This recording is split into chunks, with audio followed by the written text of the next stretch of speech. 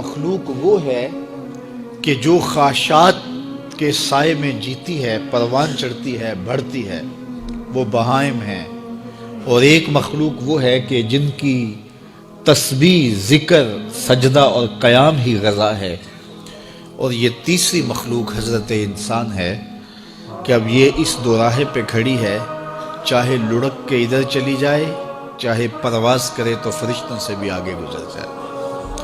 اب یہ اس کا اختیار ہے۔ حضرت انسان اللہ کی تخلیق کا شاہکار ہے، تو وہ لڑک کے چوپایوں جیسے کام کرے تو پھر چوپایا تو وہ ہوا ہی ہوا، لیکن فرمایا بل ہم عدل، بلکہ چوپایوں سے بھی گزر گیا ہے، اس لیے کہ چوپائے کے پاس تو تھا ہی وہ جو اس نے کیا، اور اس کے پاس چراغ علم بھی تھا، جگمگاتی راہیں بھی تھی، جنت کے راستے بھی تھے۔ یہ آسمان کی طرف پرواز کرنے کی بجائے زمین کی طرف لڑک گیا تو یہ چوپایوں سے بھی بدتر ہے۔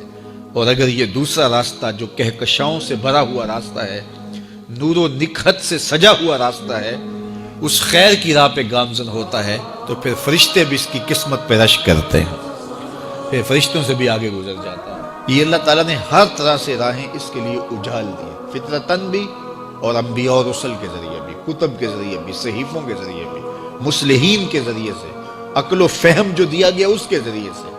یعنی انسان کے لیے کوئی شک والی بات نہیں کہ اسے پتہ نہ ہو کہ یہ راستہ خیر کا ہے اور یہ راستہ شر کا ہے، یہ اس کو اچھی طرح آگہی دی گئی۔ جب کوئی چوری کرنے لگتا ہے، دیوار پھلانگتا ہے، اس کا دل دھڑکتا ہے، یہ اللہ تعالیٰ کی طرف سے وارننگ ہوتی ہے کہ تو غلط کام کرنے جا رہا ہے۔ جب کوئی ڈاکہ مارنے لگتا ہے، ناکہ لگا کسی کو روکتا ہے، تو اس کا دل ڈرتا ہے کہ تو جرم کر رہا ہے۔ جب بدکاری کو کرنے لگتا ہے تو اس کا دل ڈولتا ہے کہ تم غلط کام کرنے جا رہے ہو۔ جب کوئی کسی کو قتل کرنے لگتا ہے تو جب وہ مقتول پہ حملہ آور ہوتا ہے تو دل ڈولتا ہے کہ تم غلط کر رہے ہو۔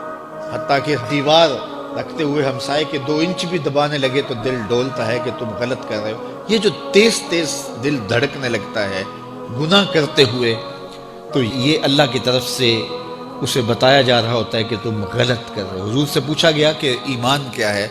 فرمایا جب نیکی تجھے خوش کر دے اور گناہ تجھے دکھی کر دے، فَأَنْتَ مُؤْمِن، تو تو مومن ہے۔ تو کسی کو پوچھنے کی بجائے اپنے اندر سے فتویٰ لیا جاتا ہے، اندر ہی بتاتا ہے کہ اچھائی کیا ہے، اندر ہی بتاتا ہے کہ برائی کیا ہے۔ اب وہ کس راہ پہ چلے گا؟ میرے حضور نے فرمایا جنت کا راستہ مشکل اور کٹھن ہے، اور جو جہنم کا راستہ ہے وہ آسان اور آراستہ ہے، شہوات سے سجا ہوا راستہ ہے۔ اب تمہیں پتہ ہے کہ انجام کیا ہے اور تمہیں اختیار دیا گیا ہے۔ بعض لوگ اختیار کو اللہ کی رضا سمجھ لیتے ہیں، تو یہ بات جانیے کہ اللہ کی رضا میں اور اس کی مشیت میں بڑا فرق ہے۔ بعض لوگوں کی رسی اللہ نے دراز کی ہوتی ہے تو لوگ کہتے ہیں اللہ راضی نہیں ہے تو ایسا کیوں ہے؟ یہ کون سی کہانی ہوئی؟ ظالم جابر لوگ تختوں پہ بیٹھ جاتے ہیں، مختلف حکومتیں سنبھال لیتے ہیں اور خلق خدا کی ناک میں دم کر دیتے ہیں، لوگ کہتے ہیں اللہ راضی نہیں ہے تو ایسا کیوں ہے؟ یہ کون سی بات ہوئی؟ تو یہ ہمارا ایک خود ساختہ کہا ہوا جملہ ہے۔ حقیقت میں کیا ہے کہ اللہ کی رضا اور ہے، اللہ کی مشیت اور ہے۔ یہ اللہ نے ہاتھ دیے ہیں، اللہ کی رضا یہ ہے کہ ان ہاتھوں سے اچھے کام کیے جائیں۔ آنکھیں دی ہیں تو ان آنکھوں سے قرآن مجید کی تلاوت کی جائے، اللہ کی قدرت کی نشانیاں دیکھی جائیں، لیکن ان آنکھوں کو شہوات سے بھر دیا جائے، ان ہاتھوں کو ظلم سے بھر دیا جائے تو اللہ روکتا نہیں ہے۔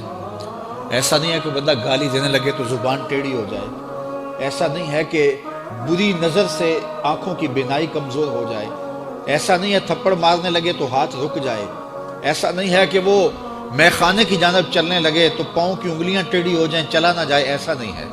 یہ اللہ کی مشیت ہے، اس نے قدموں میں طاقت رکھ دی، جدھر جانا چاہے جائے، اس نے اختیار بھی دیا ہے، لیکن یہ اس کا دیا گیا اختیار ہے، یہ اس کی مشیت ہے، لیکن اس کی رضا یہ ہے کہ یہ قدم اٹھیں تو مسجد کی جانب جائیں، یہ قدم اٹھے تو دکھیے کی مدد کے لیے جائیں، رزق حلال کمانے نکلیں، یہ زبان بولے تو قرآن کی تلاوت کرے، یہ لب کھلیں تو احادیث رسول کے نغمے ہوں، خیر خواہی کے کلمات ہوں، مخلوق خدا کی بہتری کی بات ہو۔ لیکن اگر کوئی گالی گلوچ دینے لگ جائے تو اس سے اللہ کی رضا نہیں۔ اللہ نے اعضاء بنا دیے اور اللہ نے انسان کو خیر و شر کی تمیز دے دی، اچھائی اور برائی کا پتہ دے دیا، اب اس کی مرضی ہے کہ وہ کدھر نکلتا ہے۔